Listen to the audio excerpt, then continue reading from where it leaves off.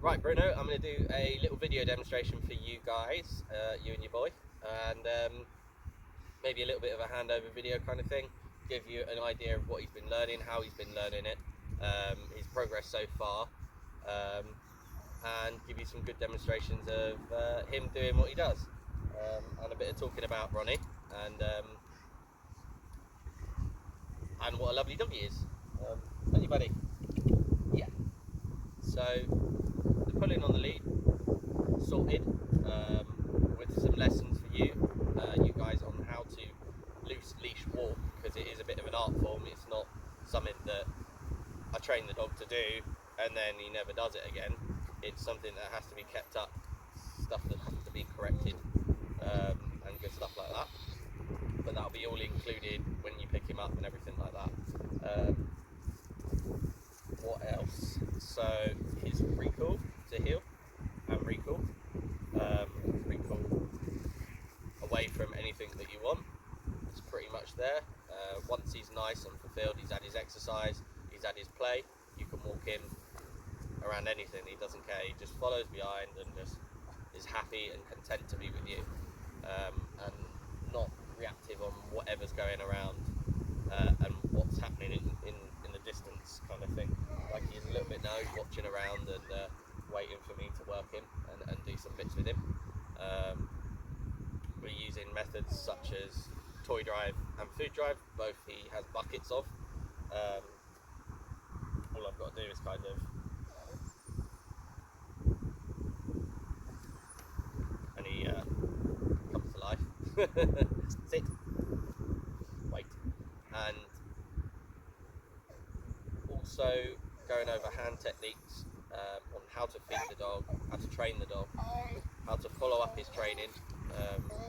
As I say to all my customers, you can't train a dog in a month, you can't train a dog in 2 months, you can't train a dog in 6 months.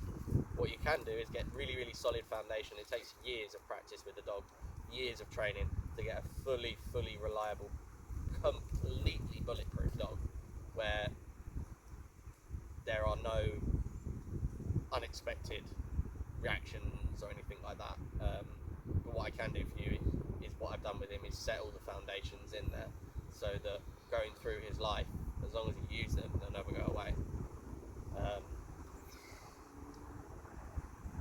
Hey buddy, Ronnie just hit me in the head. Right, so we'll do some little bit of maybe sit with duration, downward duration, recall to heel, stuff like that.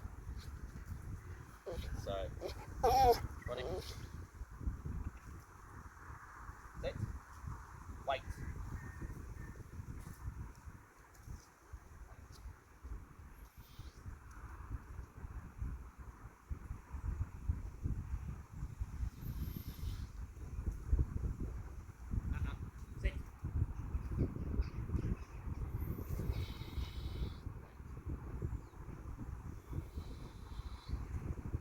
Wait.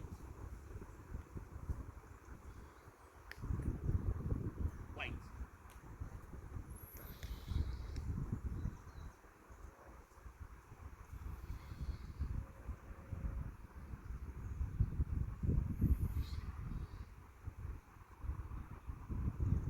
Ready? Heel.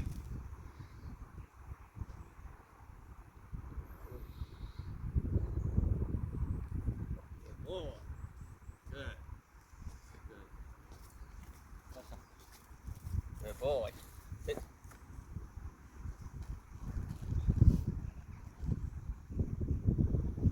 Give him a little bit of a reward for that, because he did very well. Chasing, for a dog, it's not to move while you're running, and you put them in a stay shows very good obedience, because it's a very exciting thing when its handler or owner runs. 9 times out of 10, a dog will want to chase or interact with that thing that's running. Hey buddy, sit. Down, wait. At the moment he's at that stage where he's got all of the foundations and just needs polishing. So for example, when we polish a heel, it's mainly positioning. So he understands heel, but he's He's a little bit crooked. So what we do is we just repeat it. Bring him round, up, sit, yes. And just repeat and go over repetition, repetition, repetition. And that's what we'll be doing for the last week of him being here, is polishing up all of those cool commands and the heel work and positioning and recall. So at the dog park here, it's where we train. There's loads of distractions. There's another dog there. There is a dog behind us. There's more dogs to my right. There was anyway, I don't know where they're gone. But we train in these distraction areas to create an environment where the dog knows that just because there's dogs around doesn't mean that he's not in training mode or not in behaviour mode. It is creating distractions all the time, training through the distractions that create a well-behaved dog. There's another dog behind the camera that you can probably hear, the big white dog in the photo from this morning, and she's misbehaving. Not like you, good boy, eh? You're lovely. Good job. Right, we'll do some more heel work and some bits and bobs. Yeah, come on.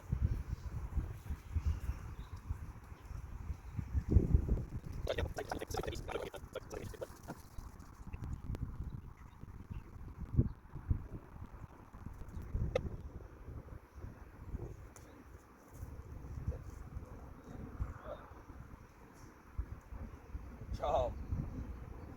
Good buddy. Good job. Yes. Good boy. That's it. Down. Wait. Wait. Also the ball games and everything like that are now structured and he understands it. He goes, gets the ball, retrieves the ball, gives it to me, and the game begins to get, go, good boy. Yeah. Ready? Out. Out.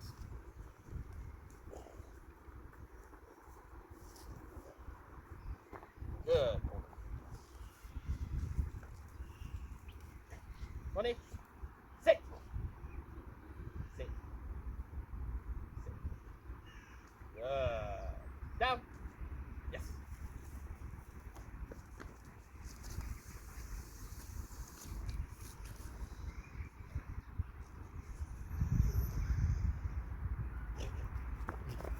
Wait.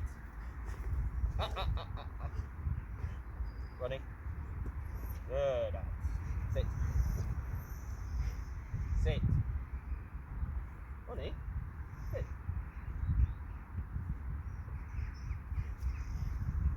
No.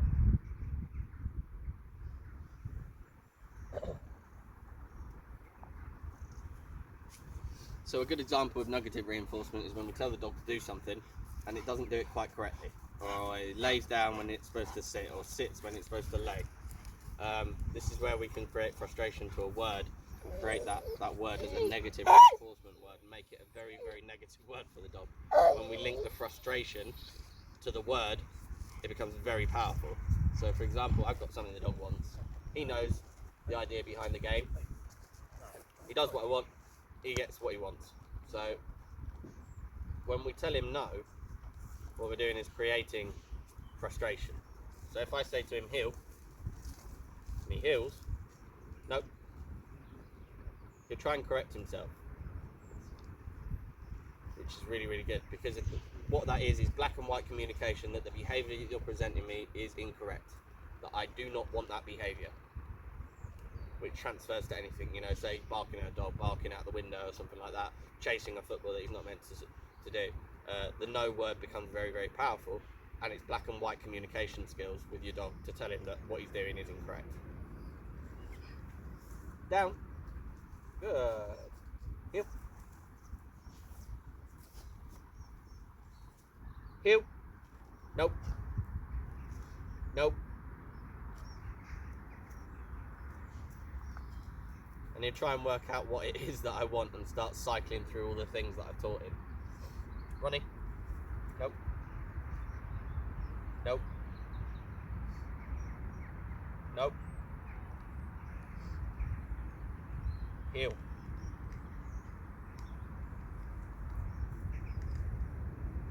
And they can get very annoyed and very frustrated. Good boy.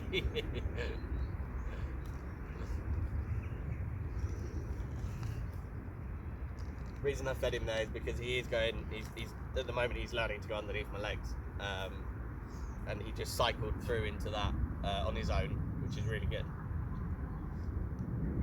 With that, we just pull him around here. Ronnie, place. Nope. Place.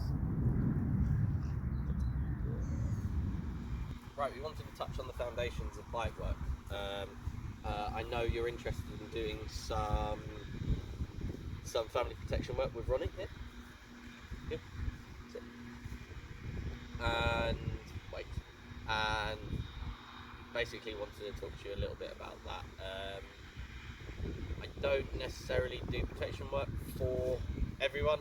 You know, if you come to me and want to do protection work, the dog has to be concrete, absolutely solid, you know, no mental issues, no fear, no uncontrollable aggression, or no issues like that, as well as the owner has to be very, very responsible, because at the end of the day, what I'm doing for you is creating a weapon,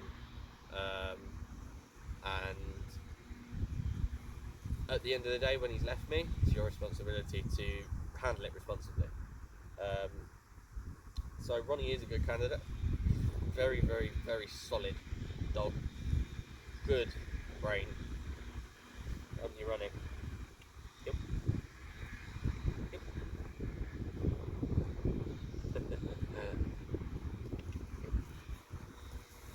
And he's a very good candidate for it. I have been messing around with him with a little bit of foundations of bite work, which is tug work. It's where you teach the dog how to release it. It's creating the obedience behind bite work, is making sure that you have a concrete out, absolutely solid, that it works every single time that you say that that dog has to let go of whatever it's biting, it let go of it, because otherwise you just have an extremely dangerous dog with no control that just wants to bite things, which is not what we want. So back in the foundations of bite work, starts with tug work, where you teach the dog to out, teach the dog to bite, how to bite, where to bite. So I'll do a quick demonstration of the importance of bite work on tug toys in the beginning, in how we do it. When we're playing with the dog, I mean, he knows that if I'm doing this, we're going to do some play. He's getting excited. But when we're pulling it out of the dog's mouth, making it as comfortable as possible, and also positioning in, you know, not getting bitten. So if I had a tug toy and I'm presenting it to him like that, and then I do a miss, he's going to bite me on my hand here. So he doesn't want to bite us, he doesn't want to hurt us, he just wants to play. So we have to make it as safe as possible for both us, and also teach him that, you know, biting's okay as long as it's structured and it's on the toy. Because he might get upset if he bites us and not want to do it anymore. So we have to make it as comfortable as possible. And I'll do the demonstration now. Wait. Sit. Wait. Wait. Under.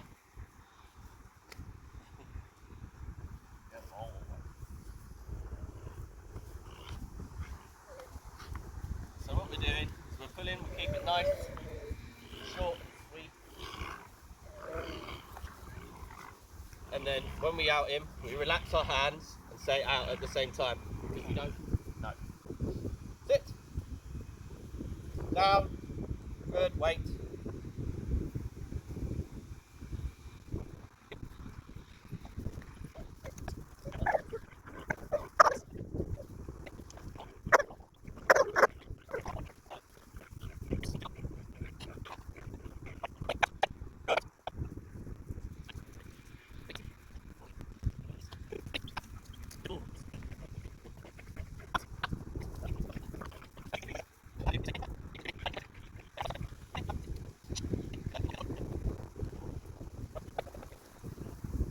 But there'll be more on that when we talk about it in person.